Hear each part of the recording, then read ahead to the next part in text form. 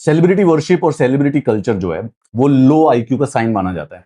उससे भी ज्यादा वर्स होता है जब हम सेलिब्रिटीज को पॉलिटिशियन बना देते हैं, क्योंकि इस चीज का कोई लॉजिकल सेंस नहीं है।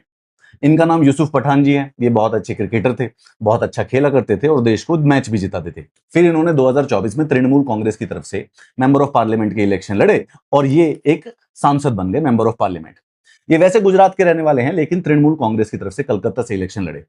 पर्सनली एक क्रिकेटर को या एक सेलिब्रिटी को जब पॉलिटिक्स में एंट्री मिलती है तो वो सिर्फ और सिर्फ एक प्रकार से शो पीस की तरह होता है। कुछ एग्जांपल्स होते हैं जिसमें जो सेलिब्रिटी है वो अच्छा काम करते भी हैं लोगों के लिए, पर जनरल ऑब्जर्वेशन में देखा जाए तो वो लोगों के लिए कुछ ज्यादा काम नहीं कर पाते हैं। 4 दिन पहले ये भी खबर आई थी कि यूसुफ पठान जी के जो ससुर जी हैं और इनके साले हैं, उन्होंने रोड पे कुछ लोगों के ऊपर बेसबॉल बैट से उनकी पिटाई कर दी, अभी जेल में। पर कोर्ट का ये किस्सा सुनिए।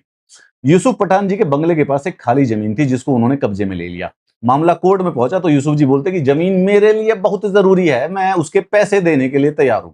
तो हाई कोर्ट ने कहा पर आपने अवैध कब्जा किया है, पैसा और पावर से आप जमीन को कब्जा नहीं सकते।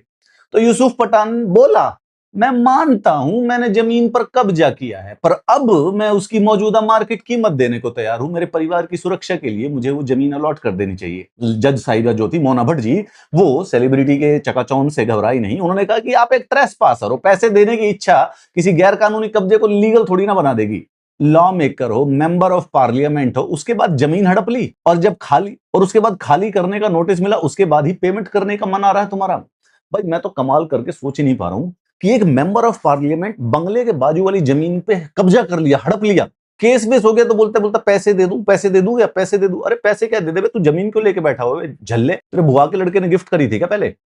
अगर तेरे को इतना ही शौक था मार्केट कीमत देने का तो पहले दिन क्यों नहीं दे दी थी? गुजरात हाईकोर्ट ने जजमेंट दी कि पैसा पब्लिक ऑफिस से इम्यूनिटी नहीं मिलती है, वडोदरा म्युनिसिपल कॉर्पोरेशन से कब्जा हटाना पड़ेगा।